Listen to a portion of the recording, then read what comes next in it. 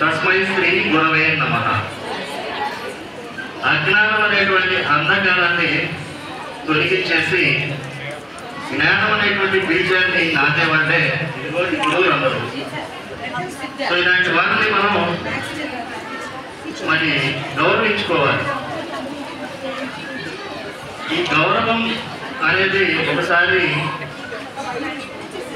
ఇదిగో ఇలాంటి విద్యాలయాల్లో స్టార్ట్ అయినప్పుడు ఆటోమేటిక్గా ఇంట్లో తల్లిదండ్రులను గౌరవించడం, పెద్దవాళ్ళని గౌరవించడం, ఏమో తెలియదు సొసైటీలో ప్రోగ్రామ్ లో ఉన్న ఫోన్ నా దగ్గర ఎవరితో ఎలా బిహేవ్ చేయాలి, ఏ సిచ్యువేషన్ని ఎలా హ్యాండిల్ చేయాలి అనేవన్నీ కూడా స్పష్టంగా అర్థమైపోతాయి. Potentially all the students are having equal calibers. మీరు అందరూ సమానమే. Your potentials are all identical equal. You know the difference between equal and identical equal. Equal కి 2 గీతలు పెడతాం, ఐడెంటికల్ ఈక్వల్ కి 3 గీతలు పెడతాం. అయితే మీలో ఉన్నటువంటి క్యాలిబర్ని బయటకు తీసుకొచ్చే విధానంలో the way you are growing in the environment and the way you are perceiving the things, perception అంటాం దాన్ని. పర్సీవ్ అంటే జగడబట్టడం. ఈ జగడబట్టేటువంటి విధానంలో మనకి కావాల్సినవి మాత్రమే మనం తీసుకోవాలి, ఏవైతే అక్కర్లేదో అది వదిలేయాలి. So that is also in other term called as attitude. మనం ఏదో కేజీఎఫ్ సినిమాలో వాడిని చూసి వాడి యాటిట్యూడ్ అనో, లేకపోతే అల్లు అర్జున్ గారి సినిమాలో వాడిని చూసి వాడి యాటిట్యూడ్ అనో కాదు. ప్రతి ఒక్కరికి యాటిట్యూడ్ పాజిటివ్గా ఉంది తినాలి. అది మనం రెస్పాండ్ అయ్యేటువంటి విధానమే. ఈ రెస్పాండ్ అయ్యేటువంటి విధానం అనేది మన యొక్క బిహేవియర్ని బట్టి ఉంటుంది. మన బిహేవియర్ని మనం ఎలా మౌల్డ్ చేసుకోవాలి అనేది మన అలవాట్లను బట్టి ఉంటుంది. అలవాట్లు, హాబీస్. అందుకే ఎవరన్నా మనకి ఫ్రెండ్ అయినప్పుడు మన ముందు ఏమడుగుతాం, ఈ హాబీస్ ఏంట్రా అని అడుగుతాం. హాబీస్ రీడింగ్ బుక్స్ అంటాడు, లిసనింగ్ టు మ్యూజిక్ అంటాడు, ప్లేయింగ్ క్రికెట్ అంటాడు. సో వాటి హాబీస్. ఈ హాబీస్ అనేవి మీ యొక్క బిహేవియర్ని ఒక సిస్టమాటిక్ వేలో పొందుపరుస్తాయి. వీటన్నిటికీ ముందు అసలు డైలీ రొటీన్ ఏంటి అనేది మనం ప్రశ్నించుకున్నప్పుడు you should have a systematic daily routine. My dear children, systematic daily routine అంటే ఇవి ఉంటే అన్నీ వచ్చేస్తాయి, ఏదైనా అర్థమైపోతాయి.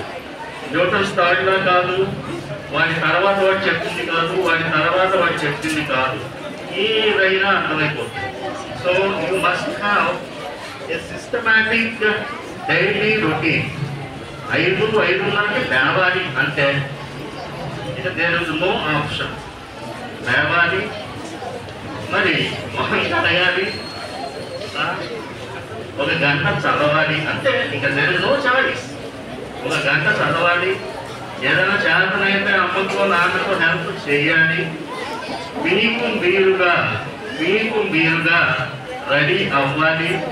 బస్సు టైంకి లేదా ఆటో టైంకి ఒక 5 నిమిషాల ముందు రెడీగా ఉండాలి. అండ్ స్కూల్కి రావాలి, వాళ్ళు చెప్పేవి వినాలి. ఇష్టం లేకపోతే ఆ సైడ్ హెడ్స్ రాసుకోవాలి. ఎందుకంటే ఇంటికి వెళ్ళాక knowledge is everywhere today. Throughout the universe knowledge has been spread. We should wants to know body. ఎక్కడ సెల్ ఫోన్ ఓపెన్ చేసిన అంత విషయం మొత్తం సెల్ ఫోన్లోనే ఉంది. తెలుసుకోవాలి, నేర్చుకోవాలి అనేటువంటి కోరిక మాత్రమే. ఈ సందర్భంలో ఒకటి మెన్షన్ చేయాలి. ఆ రోజు కర్ణుడు ఏం జరిగింది, నేర్చుకోవాలి అనే తపన, ఇష్టం, కోరిక చెప్పేవాళ్ళు ఎవరు లేరు. వెళ్ళాడు, పాండవుల గురువు దగ్గరికి వెళ్ళాడు. గురువు గారు నాకు కూడా విలువిద్యలో మంచి ప్రావీణ్యం సంపాదించాలి అని ఉంది, దయచేసి నాకు నేర్పించండి అని అడిగాడు. అప్పటికే వీళ్ళు ముద్రేశాడు. ఏమని, is not upper caste. Of course వాడు అప్పర్ క్యాస్టే, అయినా కూడా పరిస్థితుల ప్రభావం మూలంగా అలా బతకాల్సి వచ్చింది. You are not belong to our caste, so you are not supposed to teach by myself అన్నాడు వాడు పాండవుల గురువు. అనేసరికి ఎలాగైనా నేను నేర్చుకోవాలి అనే తపన, ఎలాగైనా సాధించాలి అనే కోరిక, గట్టి పట్టుదల, దాంతో వెళ్ళాడు. ఎక్కడికి వెళ్ళాడు? వీడిని తరమించిన వాడి దగ్గరికి, బలరాముడి దగ్గరికి వెళ్ళాడు, పరశురాముడి దగ్గరికి వెళ్ళాడు. పరశురాముడికి అబద్ధమే చెప్పాడు. Yes, I belong to this particular upper caste అని చెప్పాడు. పరశురాముడిని నమ్మించాడు, మొత్తం నేర్చాడు. నేర్చి అర్జునుడిని కూడా సరదన్నగాను అని ప్రూవ్ చేసుకున్నాడు.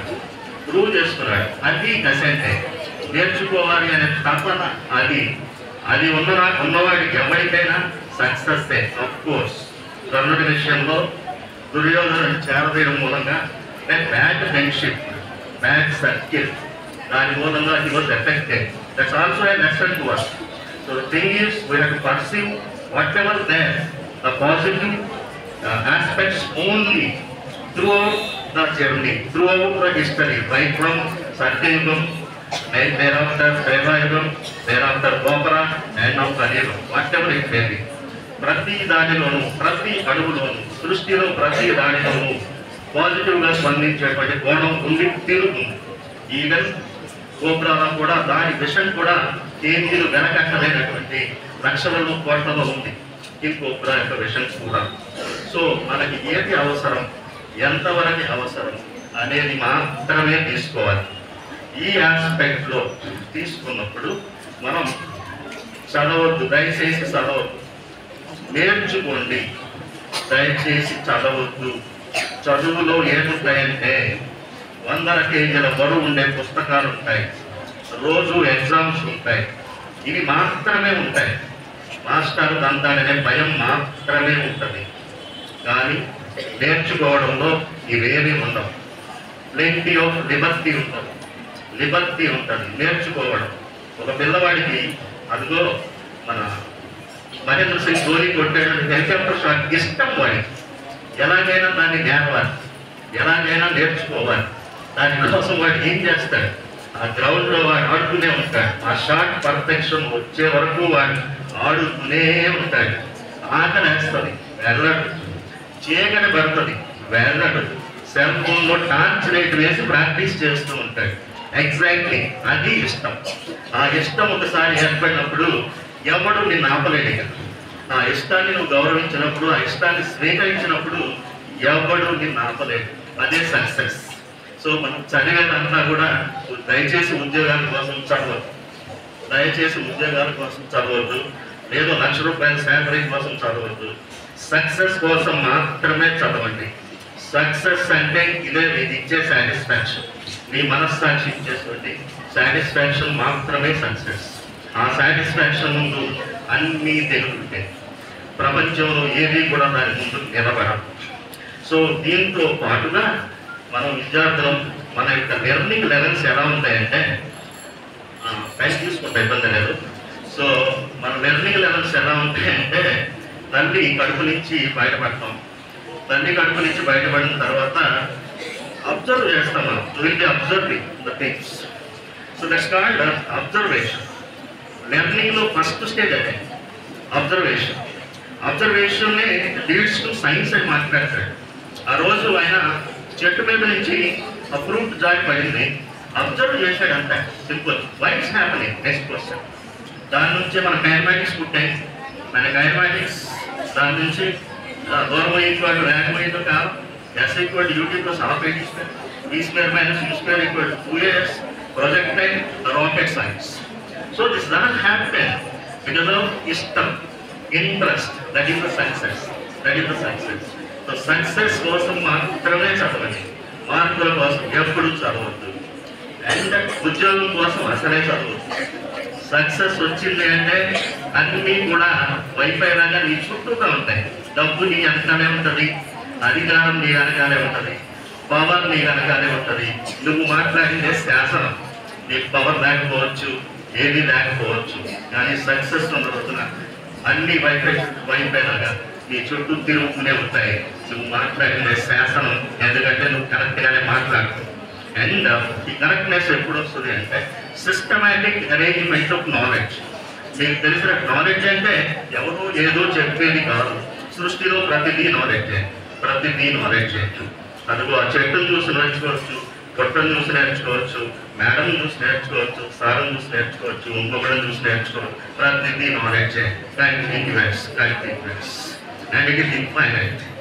But the person who systematically arranges it, it leads to wisdom.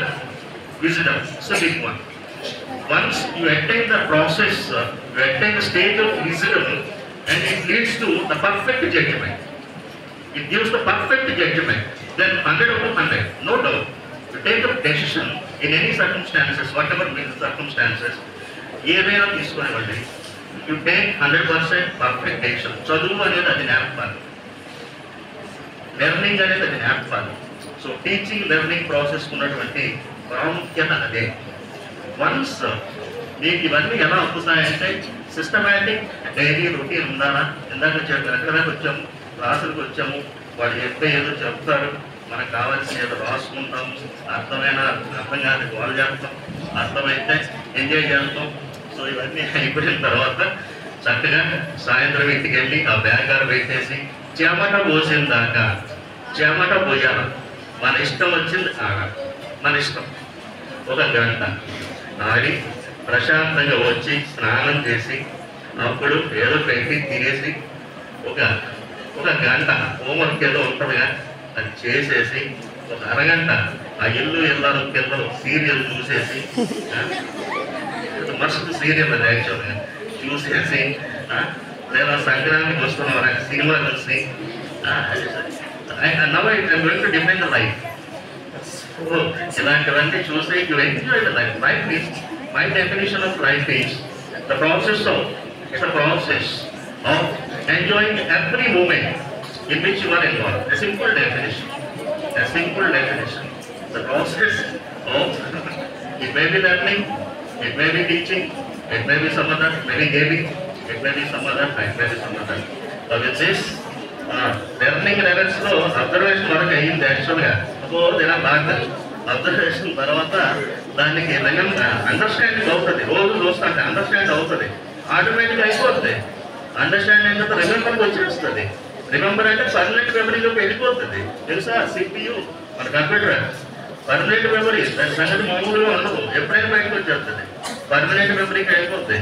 Once అది పర్మనెంట్ మెమరీలోకి వెళ్ళిపోయిందంటే అప్లై చేసుకోవాలి. ఎక్కడ కావాలంటే అక్కడ అప్లై చేస్తాం. లైఫ్ కావాలంటే లైఫ్కి అప్లై చేస్తాం. అప్లై చేశాక అప్లై చేసిందని ఎనలైజ్ చేస్తాం. ఏం జరుగుతుంది ఎనలైజ్ చేసిన తర్వాత ఎవాల్యుయేట్ చేస్తాం. ఎంతవరకు సక్సెస్ అయ్యామనేది ఎవాల్యుయేట్ చేస్తాం. ఈ ఎవాల్యుయేషన్ అయిపోయిన తర్వాత then it's nothing but creation. You will be creator. దేవుడు మీరే, మనిషిలోనే ఉన్నాడు. దేవుడు మనిషిలోనే ఉన్నాడు, దైవం మనిషిలోనే ఉన్నాడు, అన్నీ మనిషిలోనే ఉన్నాడు. మనిషే దేవుడు, మనిషే దైవం, అన్నీ మనిషి. సో అందరూ పొటెన్షియల్ ఒకటే. ఇవన్నీ దృష్టిలో పెట్టుకోండి. ఓకే, ఎప్పుడైనా ఏమైనా కావాలనిపిస్తే just ask your management to call me, I will be available. Let us enjoy next time.